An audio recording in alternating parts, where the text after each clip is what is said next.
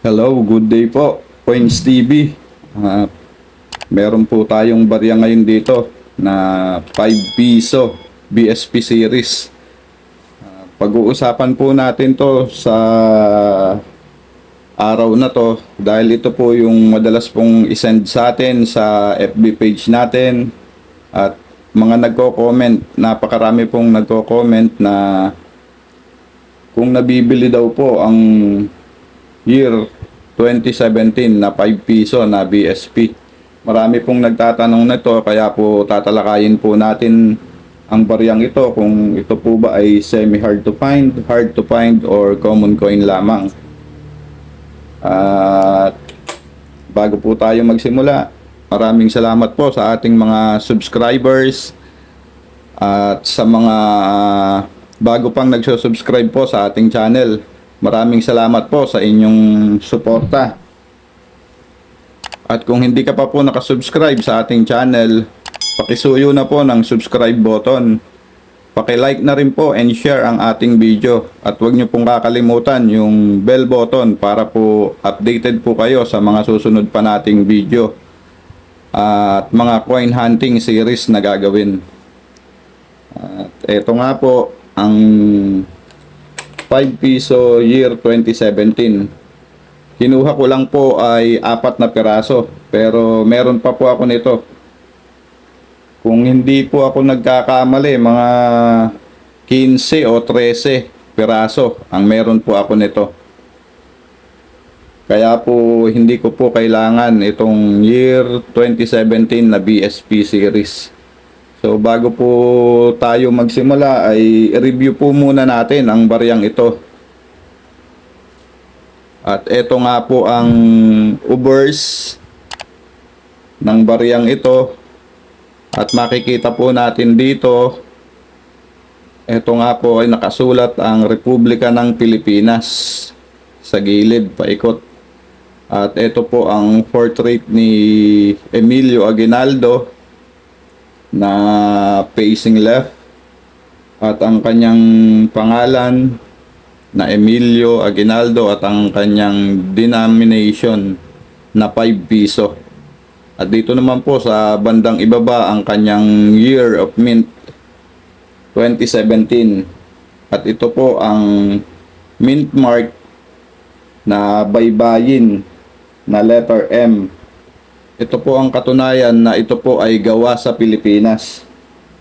Meron po kasing ginawa din sa baryang ito sa ibang bansa ang BSP yung taon 1995, 1996, 1997 at 1998. Yan pong mga yan ay may variant na gawa po sa Canada.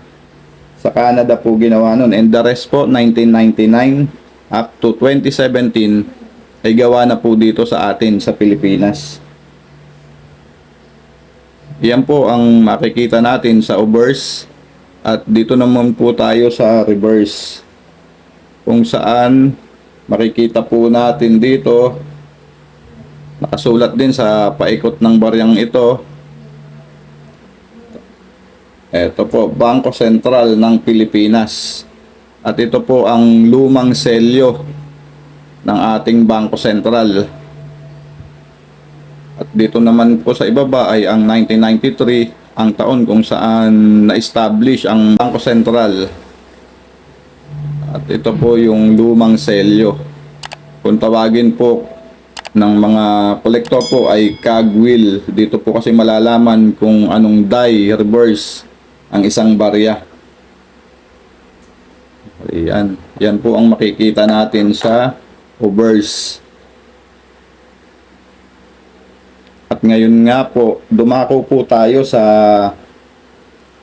presyo nito. Magkano nga po ba ang baryang ito base po sa record sa Numista? Titignan po natin ang record nito sa Numista kung hard to find po ba siya, semi hard to find or common coin lamang. Titignan din po natin kung magkano ang price appraisal na nakalagay nito sa record ng Numista.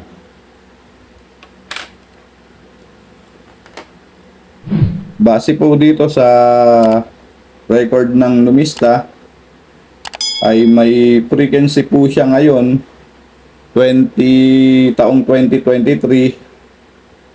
ay 1.7%. So medyo mababa pa rin to.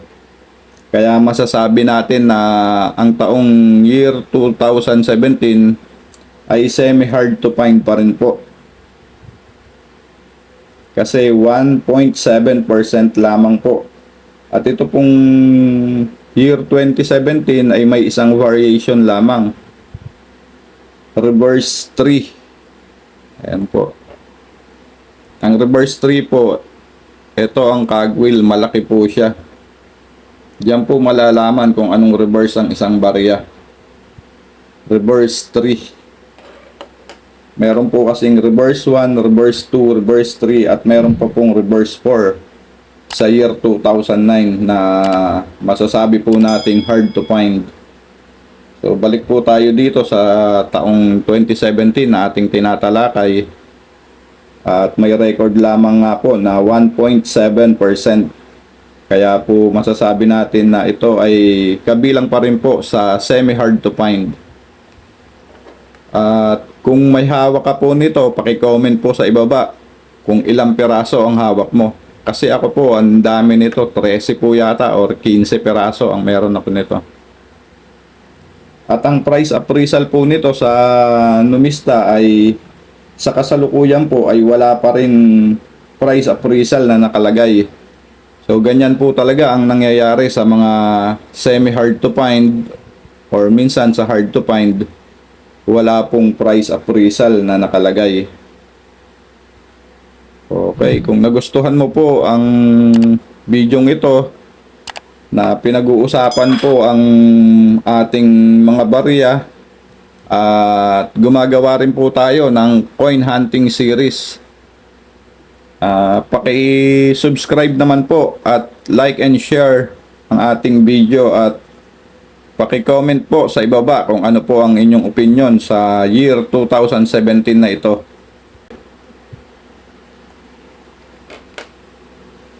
Ano po?